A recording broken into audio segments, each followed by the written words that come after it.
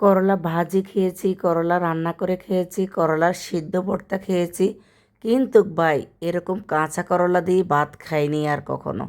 আজকেই first time খেয়েছি, তাও আবার নিজের ইচ্ছা কিন্তু তৈরি করি নাই। ভাইয়ের মুখের বলা রেসিপি এবং ভাইয়ের সহযোগিতা নিয়ে এই রেসিপিটা তৈরি করলাম। বলল যে একবার খেয়ে দেখ কেমন লাগে, তারপর বলিস যে ভাইয়ের রেসিপিটা ভালো হয় নাই। করলাগুলো বাইয়ে কেটে দিল, করলার বিচি ফেলে দিল, মানে ভিতরে যে অংশটা ওই অংশ পুরোটাই ফেলে দিল। তারপর এরকম পাতলা করে করে কেটে নিল। পেঁয়াজ, তার সাথে কাঁচামরিচ, শুকনা মরিচ, স্বাদ মতো লবণ দিয়ে আমি মেখে নিলাম।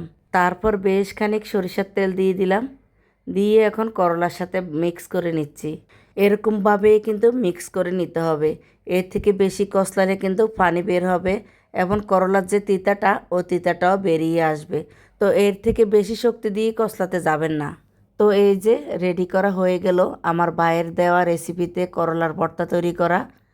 এখন আমি খেয়ে নিচ্ছি। একটা কথা বলে দিচ্ছি, এখানে কিন্তু পেঁয়াজ আর তেলের পরিমাণটা একটু বেশিই দিতে হবে। আমার জীবনের এই প্রথম এরকম করে করলা খাওয়া, এর আগে কখনোই আমার খাওয়া হয় নাই। আমি মহা চিন্তায় পড়ে গেলাম যে কিভাবে আমি কাঁচা করলা খাবো। আমার ভাইটা যা করে না, কী সব তৈরি করলো আমাকে দিয়ে। কিন্তু বিশ্বাস করেন, যারা করলা ভাজি খান বা রান্না করে খেতে পারেন তারা অবশ্যই এটাও খেতে পারবেন। এতটাই মজার ছিল এই খাবারটা, আমি সত্যি অবাক হয়ে গিয়েছি যে আমি কাঁচা করলা দিয়ে ভাত খেলাম। মানে এই কথাটা যে কেমন লাগে যে কাঁচা করলা দিয়ে ভাত খেলাম, কিন্তু সত্যি এটা যে এতটাই মজার হবে আমার কল্পনার বাইরে ছিল।